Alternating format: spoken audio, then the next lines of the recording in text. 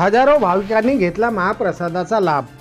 श्री क्षेत्र कोंडोली येथून जवळच असलेल्या ग्राम आमगव्हाण येथील श्री चंदनशेष महाराज व श्री महादेव संस्थान यांच्या वतीने सालाबादाप्रमाणे याही वर्षी अखंड हरिनाम व संगीतमय श्रीमद भागवत कथा दिनांक 31 डिसेंबर ते 7 जानेवारीपर्यंत आयोजित करण्यात आली होती। त्यांची सांगता दिनांक 7 जानेवारीला करण्यात आली। यावेळी सकाळी 7 जानेवारीला संपूर्ण गावातून भव्य दिव्य पालखी सोहळा काढण्यात आला। गावातील आपापल्या घरासमोर रांगोळी काढण्यात आल्या होत्या। फटाक्याची आतिषबाजी करण्यात आली। बऱ्याच गावकऱ्यांनी आपापल्या घरासमोर सर्व पालखीत सामील झालेल्या वारकरी इतर भाविकांना चहा नाश्त्याची व्यवस्था केली होती।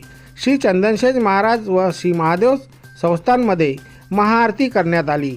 पालखीमध्ये ज्ञानेश्वर लांडे यांनी श्रीमद भागवत ग्रंथ आणि गुणाबाई लांडे यांनी तुळशी वृंदावन संपूर्ण गावातून डोक्यावर घेऊन संपूर्ण गावातून पालखी सोहळा घेतले होते।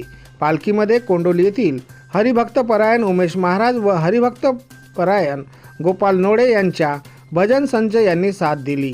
सप्ताहभर श्रीमद भागवत कथा सभा मंडपाची स्वच्छता करणाऱ्या सीताबाई म्हात्रे, कुसुमबाई दहाके आणि संगीताताई कटारे यांनी चहापाणी रांगोळी काढल्याबद्दल त्यांना संस्थानच्या वतीने साडी चोळी देऊन सन्मान करण्यात आला। ग्राम आमगव्हाण व कोंडोली येथील हरिपाठ करणाऱ्या सर्व वारकऱ्यांना शाल श्रीफळ देऊन सत्कार करण्यात आला। सामाजिक राजकीय मंडळीचा विशेष सत्कार करण्यात आला। हरिभक्तपरायण बबनदेव महाराज यांचे काल्याचे कीर्तन झाले। दहीहंडी फोडून महाआरती करण्यात आली। दुपारी 3 वाजता महाप्रसादाला सुरुवात करण्यात आली।